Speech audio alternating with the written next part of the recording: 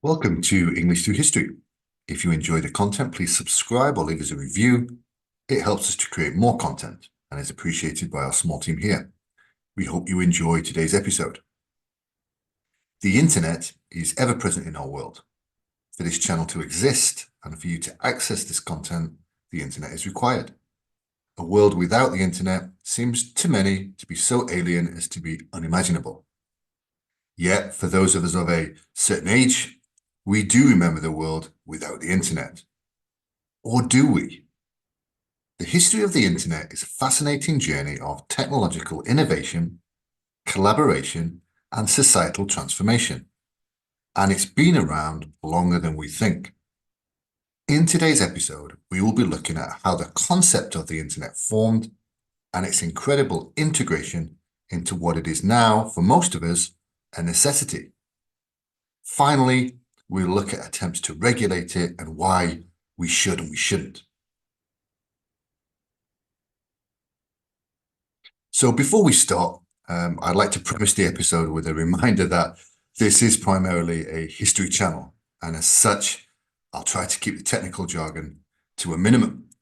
But first, I'd like to explain what the internet actually is in its present form, and then we can follow its evolution. The internet is basically a global network of interconnected computers, servers, and phones, etc. They all communicate with each other using a set of protocols that allow all connected devices to receive and to send information. The origins of the internet began innocently enough and probably not from the place you thought. The concept of a global network began in the early 1960s and was largely funded by the US Department of Defense's Advanced Research Projects Agency.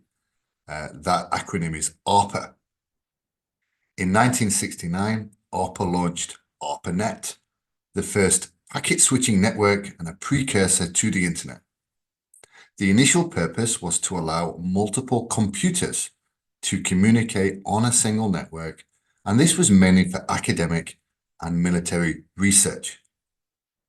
ARPANET initially used their own set of protocols to allow their devices to connect to each other, and this was called NCP, and enabled communication between these computers. However, in the late 1970s, a new protocol was developed called TCP/IP by Vint Cerf and Bob Kahn. This was important because the new protocol provided a more robust and scalable method for internetworking different networks and allowing growth. Ray Tomlinson developed the first email program on this ARPANET system in 1971, making a significant shift in communication methods and resulting in what we use today. On January the 1st, 1983, known as Flag Day, ARPANET officially adopted TCP/IP, allowing various networks to interconnect, thus forming the foundation of the modern internet. A short time later, developed in the early 80s by Paul Mokapetris, DNS simplified how addresses are assigned and navigated, replacing cumbersome numerical IP addresses with more user-friendly domain names. We can think of this kind of like a phone book of internet addresses, and that made it much easier for people to search for something. Established in 1986, the National Science Foundation Network linked supercomputing centers across the US and expanded network access to more educational institutes for advanced research and education. And here's the big one.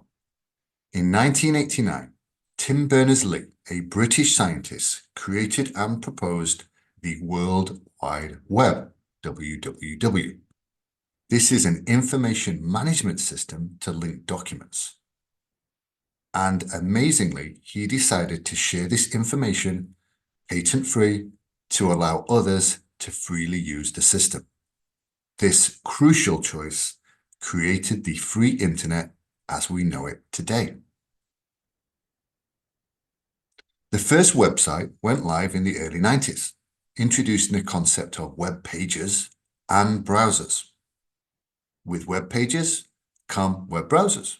We have many these days, but the first ones to emerge were called Mosaic. And this was developed in 1993 by Mark Andreessen and Eric Banner. Mosaic was the first widely used web browser, and this was later licensed to Microsoft.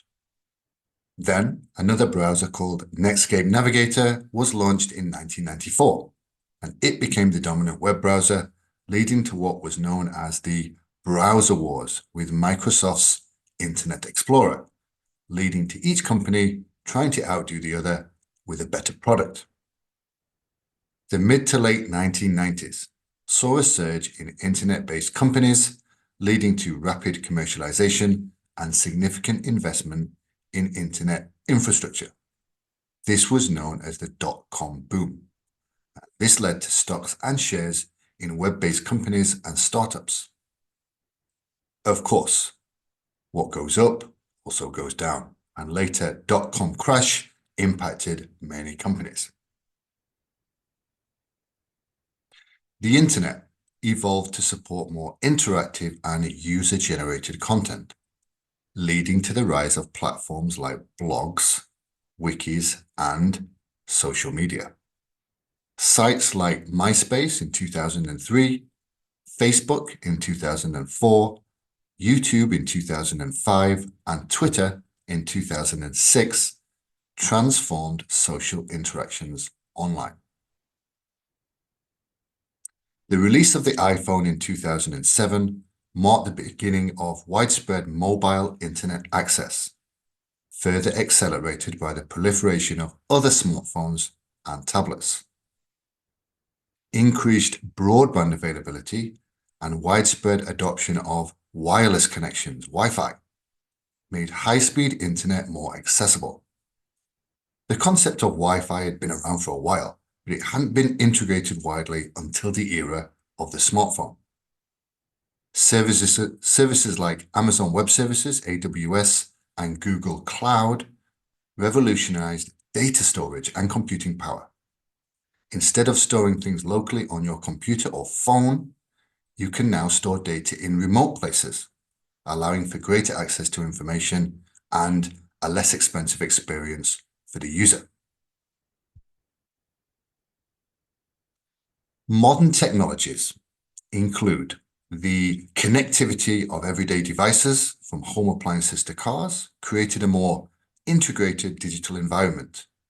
This is called the Internet of Things. Enhanced data processing capabilities and AI have transformed internet services from search algorithms to personalized recommendations. This allows faster and more detailed responses than if the user searched manually.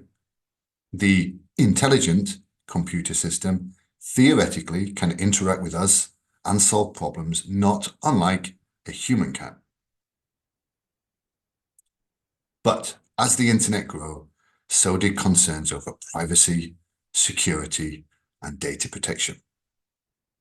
Many governments and organizations grapple with the issue of net neutrality, digital rights, and the balance between innovation and regulation.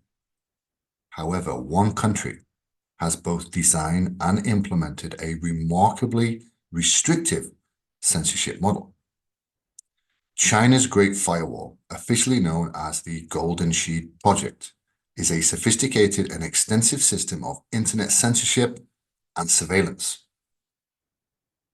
The Golden Shield Project was initiated in 1993 by the Ministry of Public Security of the People's Republic of China. It became operational in 2003.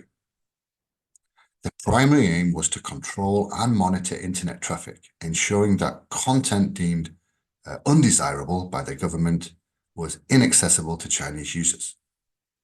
It works by blocking, filtering, and redirecting certain sites based on keyword searches, addresses, and sensitive information.